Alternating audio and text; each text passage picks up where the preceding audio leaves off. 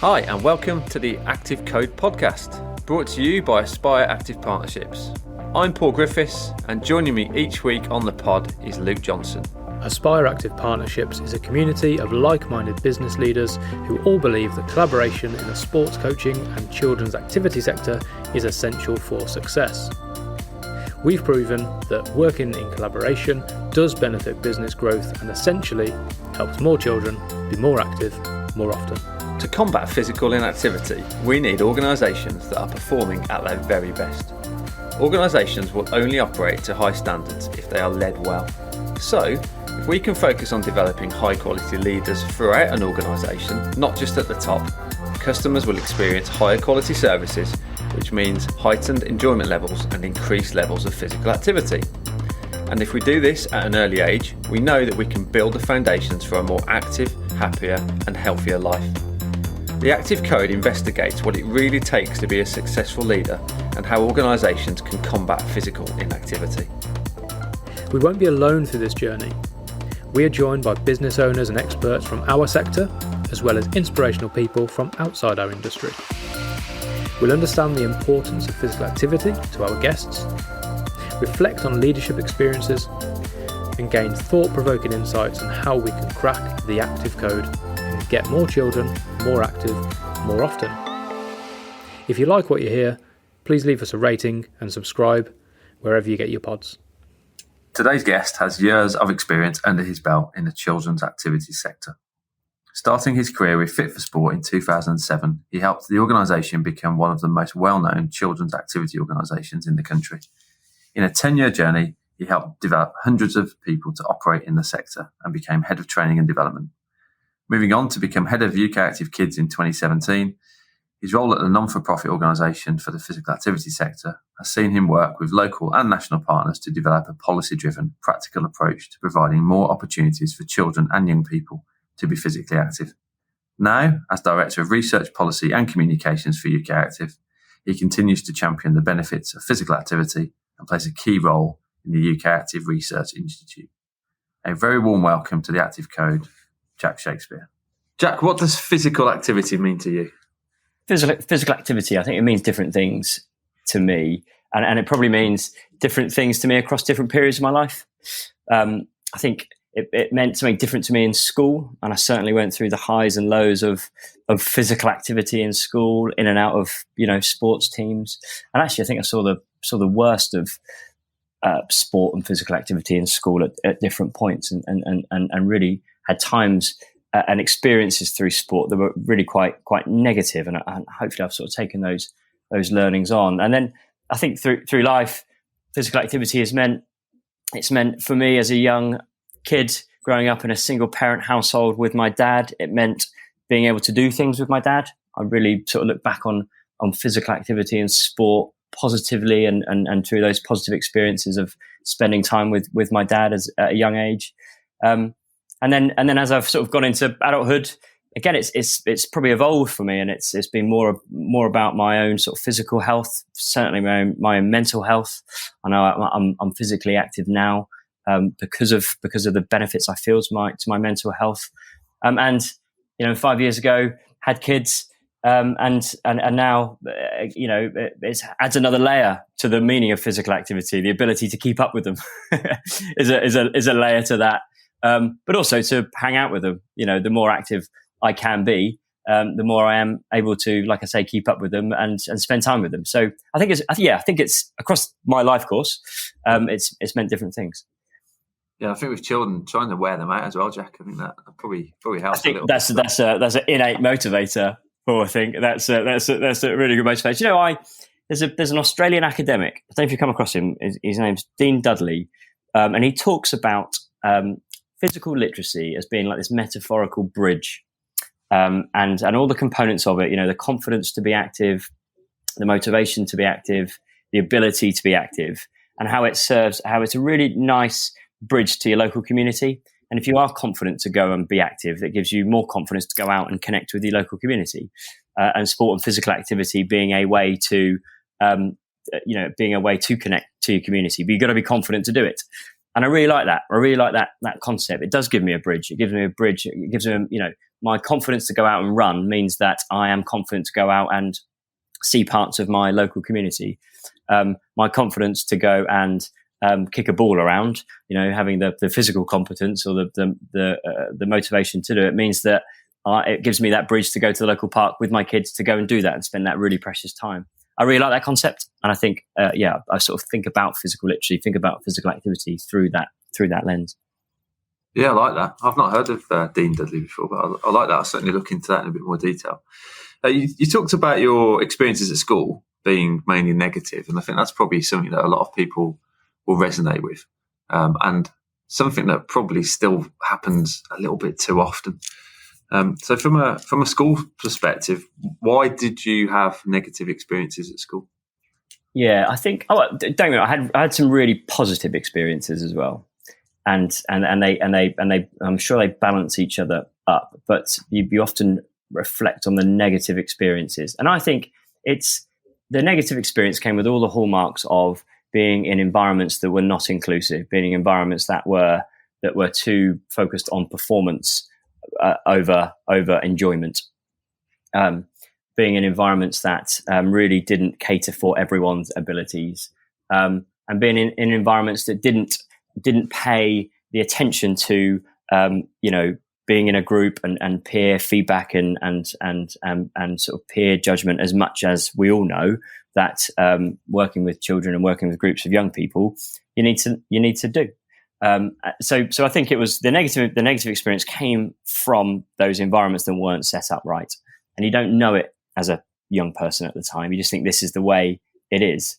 But sort of looking back on it, especially with the sector that we work in, and we do have the fortune to be able to think extensively about what creates positive experiences for children, young people, adults in sport and physical activity. When I unpack it, it comes down to that. It really wasn't. They really weren't very inclusive environments, and they were maybe focused on the wrong things. I think this concept that sport is good for children is wrong, isn't it? Sport can be good for children if it's delivered in the right way.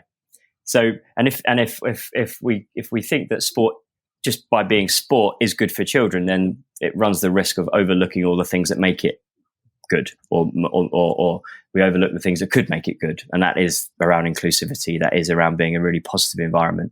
That is about catering to individual needs. So I think it's unpacking what that environment is and what that experience is, and then really focusing on the things that make it positive. And then, and if sport can be the driver for that, then great.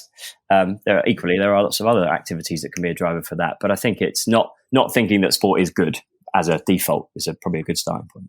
Yeah, there'd be a lot of people as well that would literally be put off for life, won't they, from activity because of their experiences in school, which is something that still happens, and it's still something we need to work on and improve. Yeah. Obviously, thankfully, that's not happened to you. So you mentioned, obviously, you keep active at the moment with your children, and I'm assuming from your own perspective as well. How do you generally keep active, Jack, during the working week? It's a good question. I think as life has gotten busier, I've adapted and found things that sort of fit around it. And I'm sure you've probably got similar stories, and there are lots of people out there with similar stories. I think running is perfect for that. So I really do like to run, and I found enjoyment in it now. It took me a while. Took me a while to go from that mindset of I'm just plodding around, I'm just plodding around the streets here. What am I doing? To actually finding enjoyment in it, getting up to a base fitness level where you can enjoy it. I tell you what, I do really enjoy as well, and it's something that is conducive to time constraints and being able to fit in. As I do generally like going down to the gym and doing a HIIT exercise class or doing some weight training. Because I can do that on my own time, as early as I want, as late as I want. It's taken me about 40 years, or it's taken me until I've got to 40 to be comfortable with the phrase "I like weight training," because I've always been the person that's thought that's not for me. But the older I get, the more I realise how beneficial it is, how good it makes me feel, those things that I can really sort of fit into my schedule. Because the other part of my schedule is either work, or it's being with the kids, and I've reflected on I guess being active with the kids. I think the work piece is really important, and I think the last 2 years has started to probably shift people's behaviours and patterns around being active at work. I think I've certainly working from home a bit more. I've been able to trade a commute for a run, which has been quite nice. But I guess we'll see. Only time will tell as to how prolonged those behaviours are and what sort of working patterns look like going forward. But I've certainly been able to do things like that and get those runs in. But yeah, I think if I had to hang my hat on anything, that sort of personal me being active time away from the kids, it's getting out and going for a run. I do enjoy that. Yeah, Jack, I'm currently going through the struggle of plodding around the streets, trying to get that base fitness level to where I enjoy running. I'm going through the struggle at the moment. You mentioned the physical benefits, mental health benefits, and benefits to your family life. How does physical activity benefit your professional life and ability to work effectively? Yeah, again, a really good question. It's taken me a while to I haven't figured anything out. Still getting there. We're all on this learning journey, aren't we? But it's certainly, I think there's a few layers to that from me. It makes me feel good that I've done it. I think that's a good starting point. And I've at this point in my life, I guess you don't know how things change, but I've got a really quite positive relationship with physical activity. So I feel really good when I'm doing it. I feel really good when I've done it. You always feel a bit better after you've done it, but no, I feel really good when I've done it, and I've managed to find sort of activities, namely running, that I can fit into my schedule.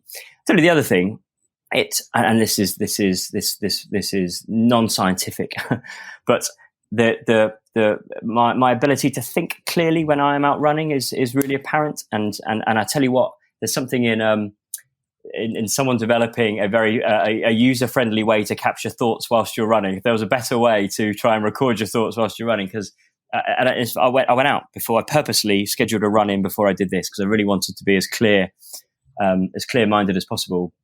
Just the ability to think clearly and think innovatively and think creatively when you're out being active. I think that's a real benefit that I find.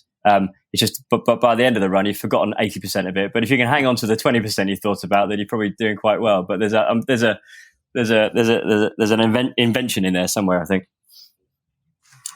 It's definitely something that I find as well. You end up going for a run and you think, I listen to a podcast or listen to an audiobook. Yeah. There might be a certain snippet in that, and you think that's a really good point. Yeah, kind of find yourself trying to run whilst looking at your phone, trying to bookmark something and then type it in, and then send a reminder to yourself while still trying to run. It's who said men couldn't multitask? There you go. Yeah, I also wonder whether it's because you're out in a non sort of structured environment. You haven't got all the boundaries that you normally have when you're sat at your desk. Do you know what I mean? So. It's the ability. You've got a real ability to, that's very cliche, but sort of think outside the box or break the frame on your normal parameters of thinking when you're at your desk and you've got your same old sort of setup. Actually, when you're out, it sort of frees your mind a bit, doesn't it? And I think it helps me to sort of unhook a little bit and think, stretch boundaries of thought that maybe I wouldn't do sat at a desk. Jack, have you considered trying or implementing any type of walking meetings or anything, like you said, that takes you and colleagues out of the normal office environment to spark ideas and innovation? Yeah, absolutely. Look, something we did pre-pandemic at UK Active. Our head office at UK Active is in central London, blessed with lots of parks and amazing places to go and walk. So definitely see the virtues in that. Have absolutely seen the virtues in that during the different periods of lockdown and restrictions over the last couple of years. It's been a real,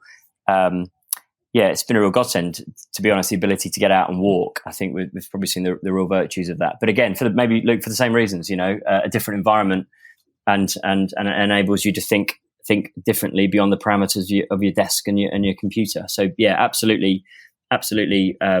See the benefits of that, the virtues of that. Something we do promote and something we talk about a lot actually at UK Active. And whilst we're on the work side of things, let's kind of change the slant on the conversation a bit, and let's just focus on your professional journey in a bit more detail if we can. So can you just kind of talk us through where this passion and hunger, I guess, for physical activity all started, Jack? Yeah, I guess it's hard to pin it down to a moment, but I think there's a few things in this. I mean, my sort of academic background and professional background has been in the sector. So studied sports psychology at university, then went really fortunate enough to go out to North America, to California, to go and deliver community sports programs out there, which was absolutely fantastic. Did that during my summers at university, and then went out there after university to do the same. I think that's where I got really sort of developed my appetite and my interest in the use of sport and physical activity to get people together.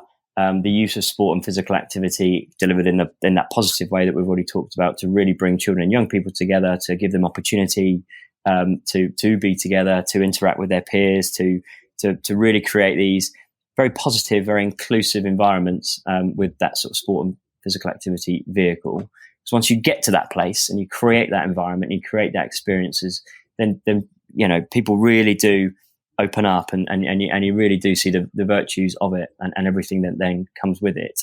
And then just sort of carry on that trajectory. I came back to the UK and then met a man called Craig Jones, who was working and still does working for a children's activity provider called Fit for Sport. And I spent about 10 years at Fit for Sport, working in school environments, working in community environments, delivering holiday programs. Then went into sort of training and development and CPD, and working with our staff that was growing year on year. Sort of a familiar story to you guys. And then almost exactly 5 years ago, again, met another person, a gentleman called Steve Ward at the time, who was the chief exec of UK Active. And we're both very sort of similarly energy givers, and we had a sort of a meeting of minds, and we talked about children and young people, and we talked about that agenda, and we talked about the need to raise that profile and the issues that were coming along with children's inactivity, moved over to UK Active and spent my initial part of my time there really focusing on children and young people, policy areas in that space, working with our members to really help them sort of develop their programs, their capacity in that area, and hopefully have maintained that real passion, that real energy throughout that trajectory. And in my current role, I'm able to do that particularly on a policy and sort of public affairs level. But yeah, I genuinely, I think the appetite was in there early, and it probably came from those couple of years initially working in the States, really understanding that real passion, really understanding that real power behind those positive experiences through physical activity and sport. And in that research role, Jack, that you're in at the moment, can you just give us an example of a typical day or week in the life of Jack Shakespeare at UK Active? Blimey, yeah. So current title, which sounds ridiculous, is Director of Research, Policy and Communications. So as you can imagine, I work with quite a large team, and within that team sits the UK Active Research Institute, and I'm really fortunate to work with that team of fantastic researchers, data analysts, insight experts. Also work within that wider directorate. I work with our policy and public affairs team, and that's fascinating. Really looking at and really unpicking and unpacking the links between research and policy and vice versa. I think that's fascinating, and we very purposefully bring those two teams close together in that directorate at UK Active.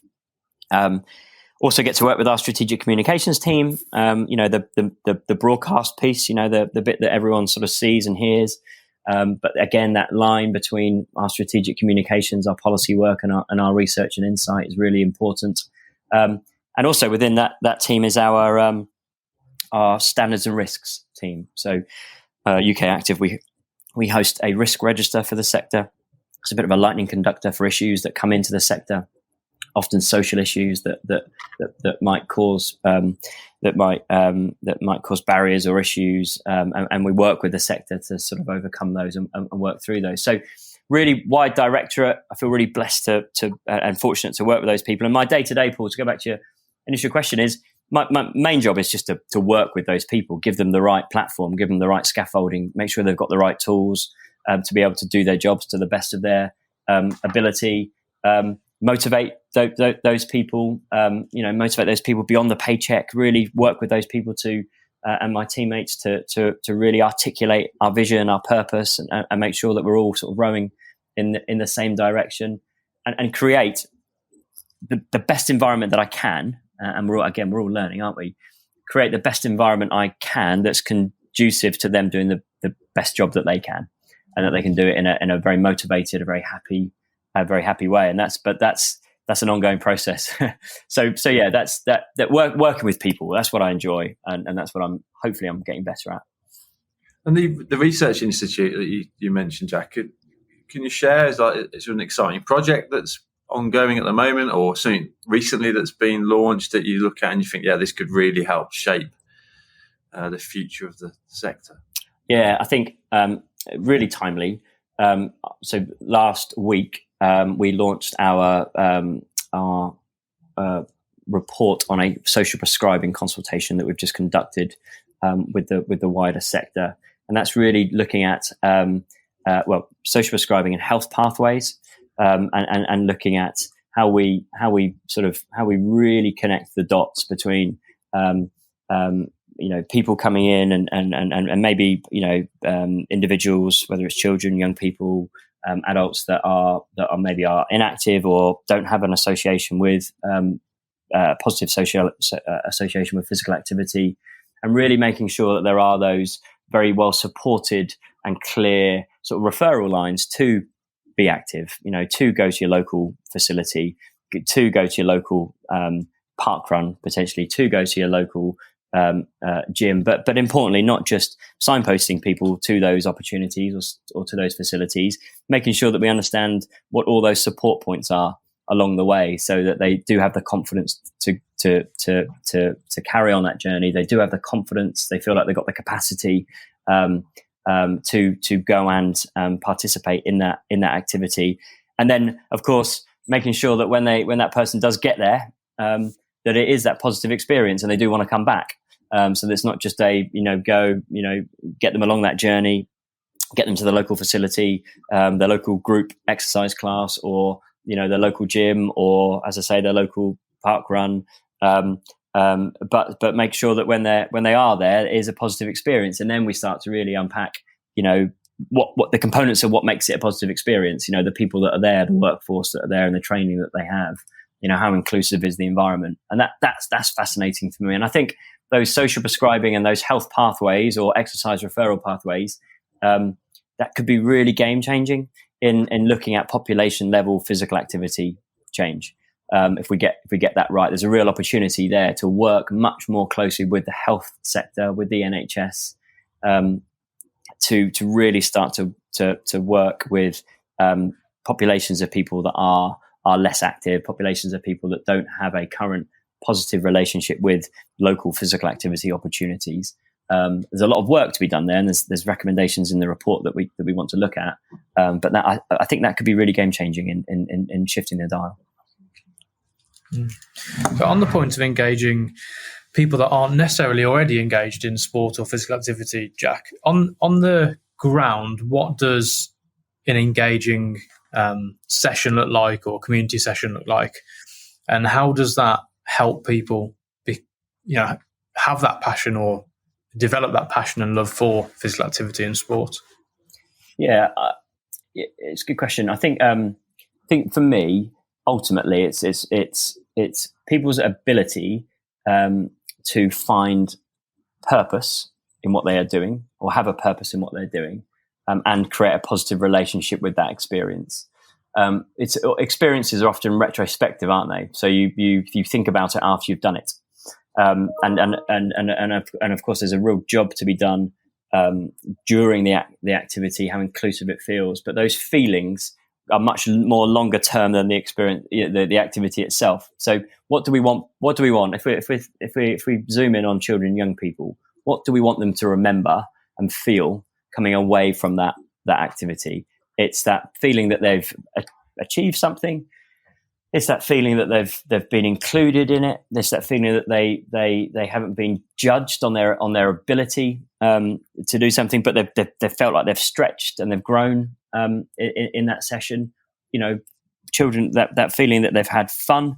But let's unpack fun. And again, I'm not here to necessarily scientifically unpack fun, but what does that mean? What does that mean for a young person? It means they've done things that they've probably had choice in doing. They've done things that are relevant to their ability, relevant to their size, relevant to their age, relevant to their interests. So yeah, I think think about those retrospective feelings, and then we can start to maybe unpack those, and then think about what it takes within that session to create those feelings when they walk away. Ultimately, I mean, what was the first question I ask my kids when they come away from an activity session is, did you have fun, and do you want to go back next week?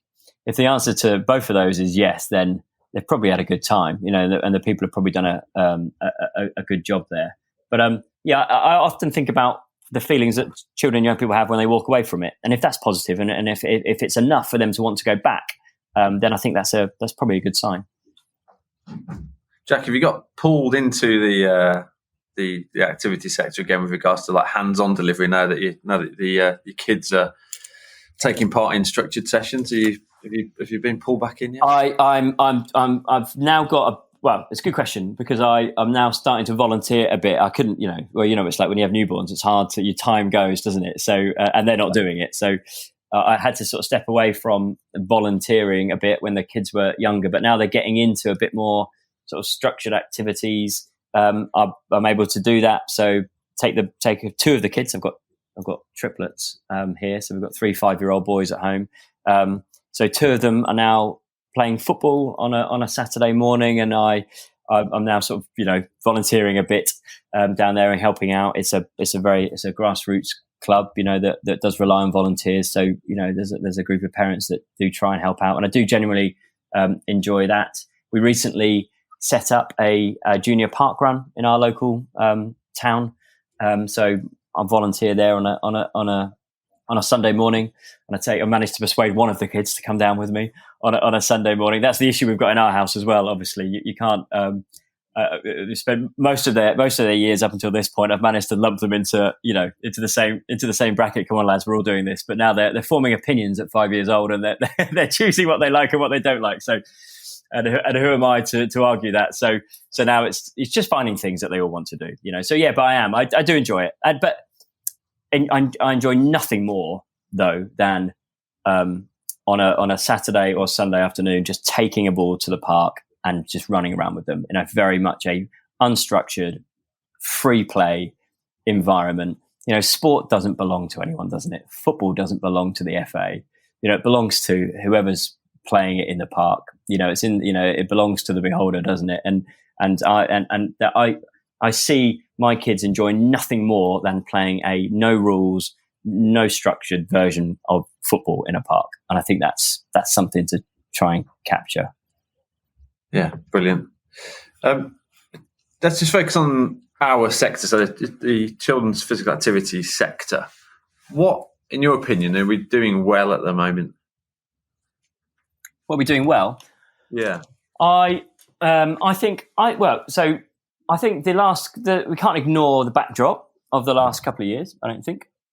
I think there's been a sense of collaboration that maybe wasn't as strong before. I think there's always been collaboration, but I think there's a heightened sense of collaboration.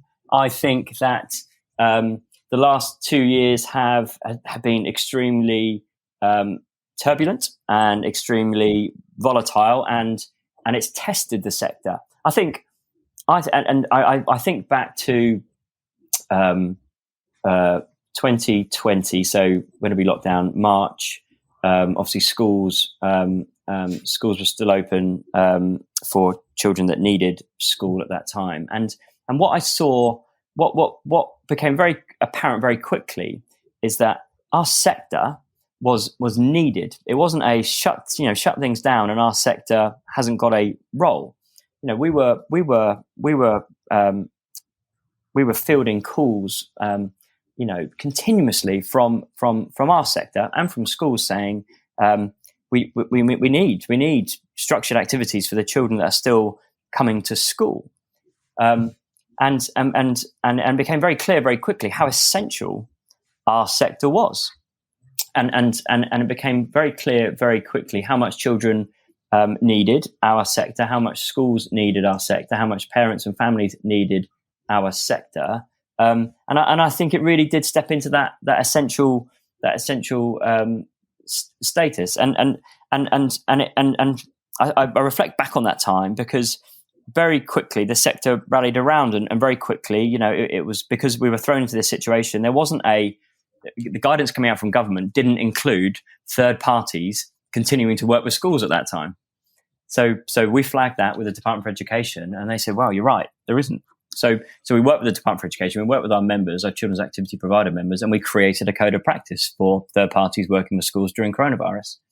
And I think that was a really good example of a collaborative effort. It was driven by a unified goal, because schools still needed the sector, children still needed the sector, and everyone sort of got round a table and said, "Right, what can we do here?" And I think we need to hold on to that. I think we need to hold on to that collaborative ethos, and you guys are, and Aspire, at the heart is around collaboration and partnership working. I think that's a really good shining light of how we need to do that across the sector, and continue to do that across the sector. Because if we hold on to that, then all of a sudden we are doing all the good things about a sector, aren't we? We are sharing learnings, we're sharing best practice, we're sharing when things don't work, but that's equally as important to learn from the things that do work.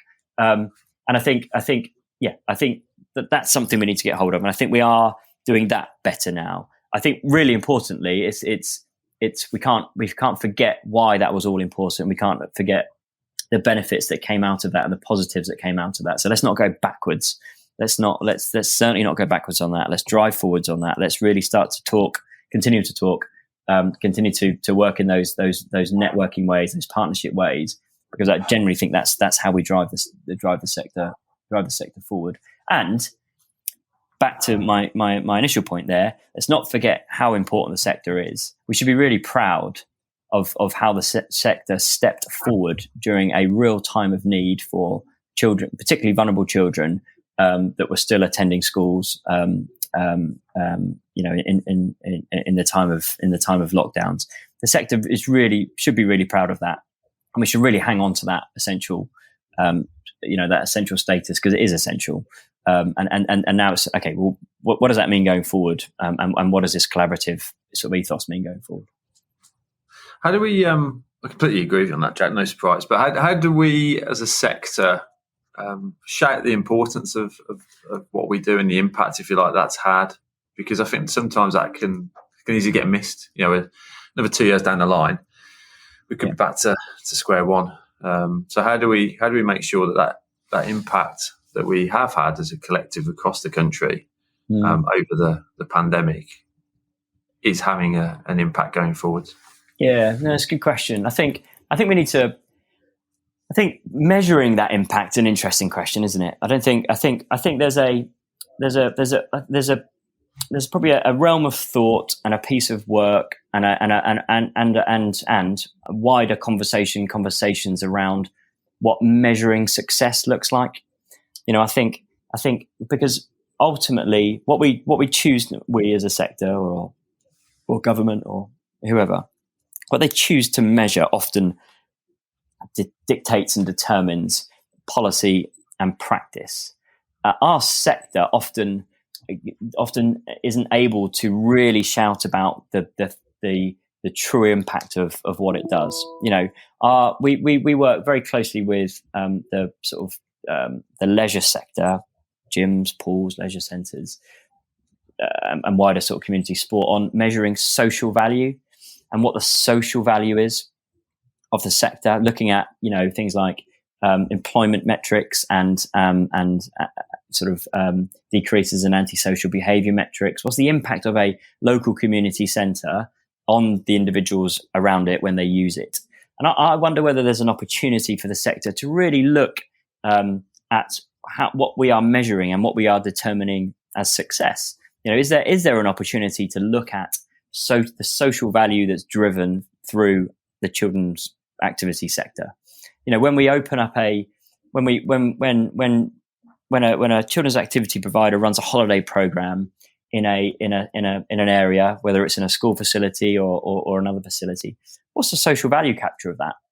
Because I think we get to the point where we are looking at, or we are prioritizing value over cost. Then all of a sudden we are really showcasing what the sector can do. This social impact and the social value of what we do is huge. Are we capturing that? Probably not. Are we asked to capture that?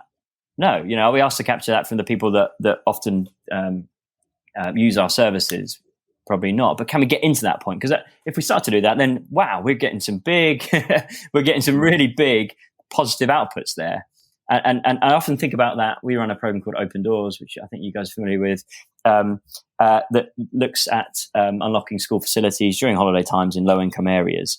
And I think there's the next step in that, apart from continuing to look at the model there and the blueprint there and the and the opportunity to scale that sort of model up, is looking at the social value created of opening up a school facility during holiday times in certain areas across the country. Because then we can start to talk to schools and to local government, central government about the value of that beyond just economics. We can start to look at the social value of opening that school facility and opening up opportunity and access to those children and young people in that local area during holiday times. I think there's an opportunity there. I think, but it's about what we choose to measure, or what the sort of powers that be choose to measure. And if and as I say, what you choose to measure often dictates policy and practice. Well, we're the master of our own destiny, aren't we? Let's choose to measure the right things, and then that might then, that will then often influence how we deliver things, and then also where funding's put. Mm-hmm. Something for the Research Institute, Jack. I think it is something for the Research Institute, but importantly, it is something for the Research Institute. And our academic partners. We work really closely with with Sheffield Hallam University, but also the sector. Really importantly, is that something that the sector can unify around? Is that the next collaborative, or one of the next collaborative pieces of work? This, and really, this sort of rising tide lifts all boats approach. Can the sector really rally around and unify around? Okay, well, let's showcase the social value of this sector. The social value of children's activity providers and programs. Just on the Nike Open Doors project, Jack, initial feedback and insights from the project are positive. It's common to see good projects start, but how do we make sure projects like this are sustainable and have the impact they should? Yeah, absolutely. And that we're really focused on that. That sustainability beyond the program, that sustainability, year round is really important. I think that's where we're really focusing on things like, operational models. That's how does this work, and how does this work without us, someone like myself or yourselves, really having to drive it and bang doors down. How does it connect with local workforces? I think that's really important. It's got to be place based, and it's got to resonate and provide opportunity for local children and young people, and that almost always on offer. How does it connect and sort of open itself up to local funding and be sort of and tap into those funding opportunities? You're absolutely spot on. The evolution and the success of something like Open Doors is the principle of it having this always on approach. The success of Open Doors is the principle of it and the concept. Being readily available nationwide and not necessarily having anything to do with the Open Doors project itself.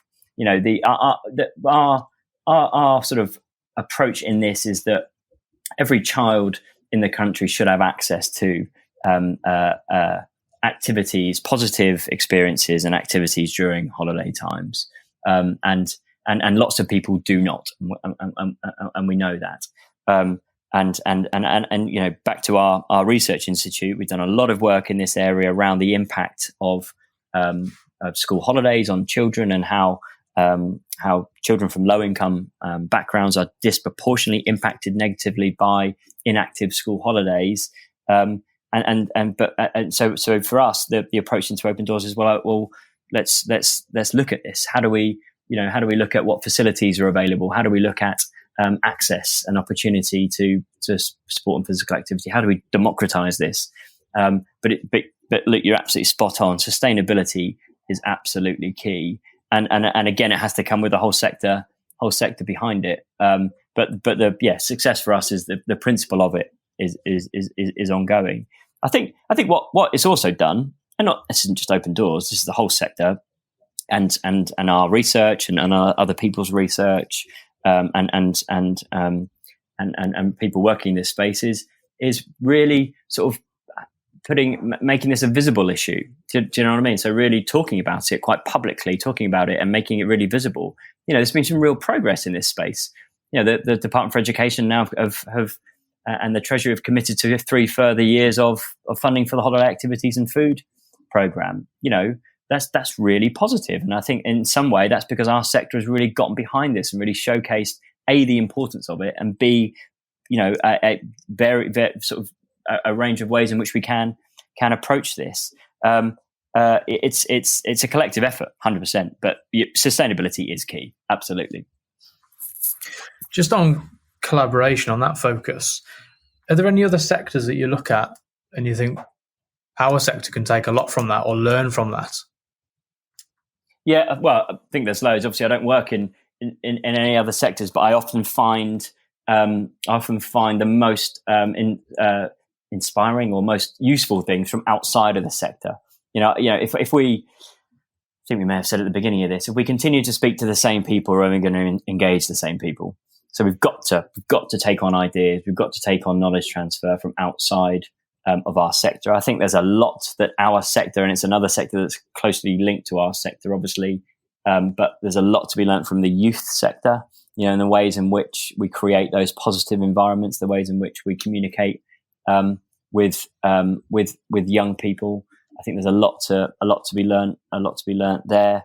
But yeah, I think the more we can engage with other sectors, whether it's from marketing and communication to young people. That's why it's been really fascinating working with Nike over the last 3 or 4 years. Through our Active School Hero program and now through Open Doors, in talking to them and having access to an organization like that really knows how to speak to young people.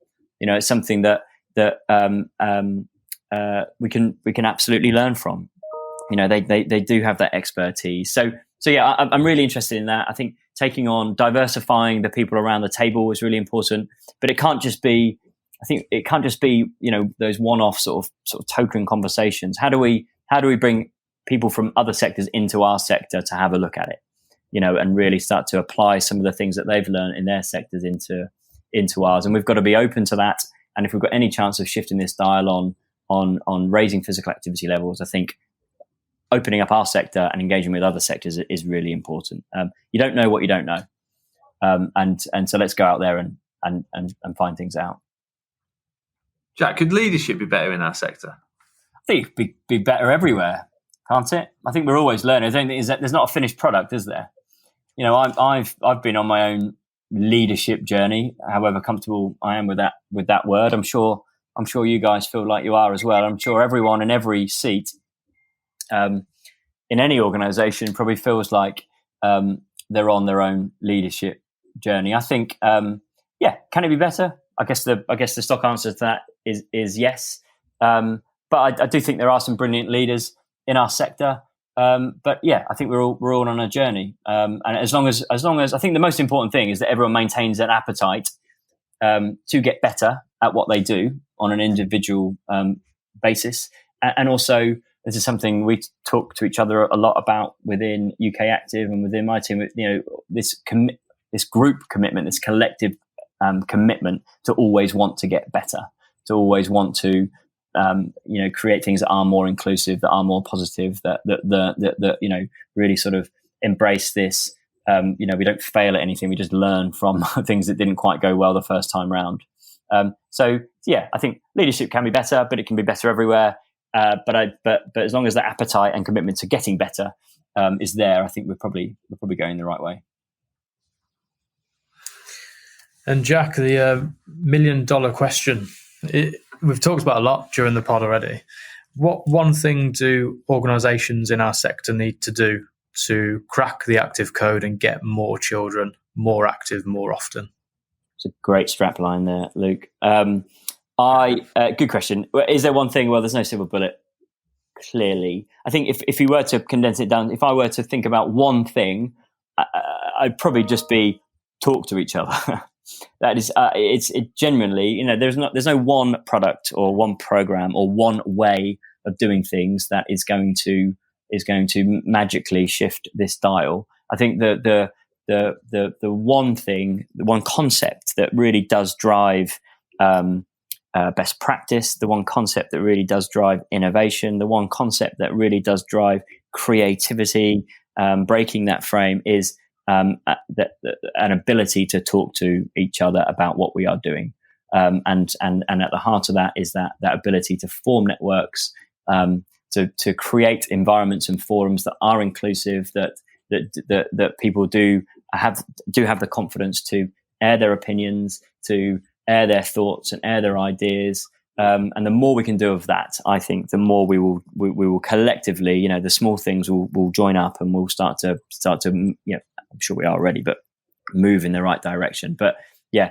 I wish I could, there is no silver bullet. I wish there was one, but there's not. And I genuinely think it is one of the key things is to talk to each other, communicate, and create those environments where people can share their ideas, share their thoughts, and share their vulnerabilities as well.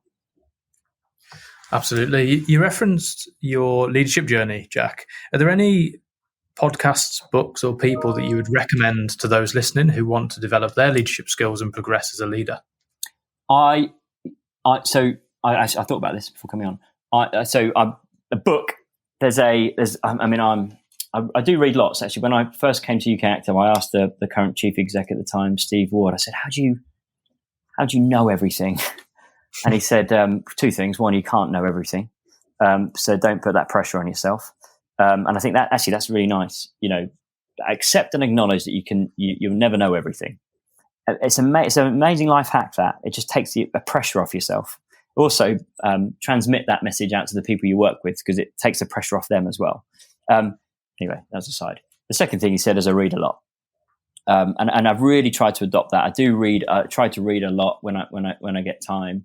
One book that I've really enjoyed and has really shifted my perspective on working with groups of people, working with individuals, is a book called A Simpler Way by Margaret Wheatley and Myron Kellner Rogers, and it's a really nice take on the complexities and the virtues and benefits of nature and human networks. And it really gives you a nice perspective on approaching work in a non-robotic, a non-too structured way, and understanding that businesses and organizations are made of people, aren't they? You can have IT structures and software systems that really help to provide processes and structures, but ultimately businesses are people, and people come with emotions, and people come with different expectations. And everybody's perspective on the world is different to yours. Everyone's lived experiences are different to yours, and you have to have empathy around that. Everyone's mourning is different to yours, and you don't know what type of mourning people have had. And it gives a nice perspective on that. It talks about it really goes into how nature really doesn't like a vacuum, and if there is a vacuum in information, or if there's a void anywhere, it will fill it. So can we sense those vacuums? Can we step into those vacuums? And can we really start to fill it with the things that we know drive things forward. And again, I've used these words a lot, but that does things that drive things. Progression relies on inclusivity. Progression relies on innovation. So yeah, it's a good book. It's a really nice book. It's actually referred to me by a good friend of mine that works in the strategy team at Sport England. And yeah, I've got a lot from it. I've read it a few times. So that's the book. Podcast. I'll confess, I'm not really into sort of business podcasts. But my favorite podcast, and this won't mean anything. I listen to the Tail Enders podcast because I find it really funny. I quite like it. It's a good one. But I think if I were to relate that to my professional working way of life, I think a really important piece of work and enjoying work and being good at work is knowing when to switch off. And it's taken me a while to figure that out. Switching off is as important as switching on, and it's hard to switch on fully unless you have given your brain, your body, your life, and a chance to switch off. So, if I am listening to podcasts, I often just listen to things that make me laugh or just enable me to sort of switch off a bit. And then people, Luke, I think I had thought about this, and genuinely, I think your best mate, your mum, your dad. Someone that you inherently trust, they'll always give you an accurate opinion on when you're doing things well, when you're not, when you're being a bit of a plonker, when you're not. Just surrounding yourself and reaching out to people that you trust, whether it's in work or out of work, to give you a balanced opinion on what you're doing, giving you a balanced opinion on a question that you might pose them, is something that I certainly rely on. So find someone you trust and get that opinion. It's a nice leveler as well. Yeah, thanks, Jack. It's a really nice way to finish the pod there. Some really good points, especially the switching off. I think it's so difficult at times to just switch off. Life's very, very busy for a lot of people, whether it's work related, family related. It's really difficult, isn't it, to switch off? So I think it's a really important point there. And Tail Enders is a great podcast. It's funny, isn't it? Yeah. I enjoy it. I think you're right, Paul. Absolutely. It's taken me a while to figure that out. And I think it goes back to you got to know yourself. Know that I know that a massive, really important part of my job is to be an energy giver. Is to really transmit energy and give energy and be a bit of a radiator in that space. But I also know that there's not a human being on the planet that can just be always on energy. So it's about knowing myself, knowing how to manage my own energy levels, and because I know how important that is to my role, it's made me realize that actually those times when I need to switch off to regroup, to regalvanize that energy are as equally as important as the times when I'm switched on. So I think it's taken me a while to figure that out. But I'm sort of getting into that space now. Yeah, it's all part of the journey, definitely. All part of the journey. So I can certainly say that the last 50 minutes has been a lot of energy given. I've really enjoyed it. It's been really, really useful insight into what ukactive are doing, your leadership journey, and the future is in safe hands, I think. Or I know from what you've said. There's some really good stuff happening in the space. We've just got to keep communicating, keep collaborating, and make sure we drive that forwards for the children and young people that are out there that need that support, or those that may not realise they need that support at the moment, but we can certainly support them on that journey as well. So thanks, Jack. Really appreciate your time. I know you're a very busy man, especially with those triplets that you've got onto at the moment. So thanks for your time. Really appreciate it. No, absolute pleasure. Thanks, guys. Join us next time for the Active Code podcast. Remember to subscribe to the podcast so you don't miss an episode. You can connect with us on Twitter @aspire_partners and find out more about us and the network at www.aspireactivepartnerships.co.uk.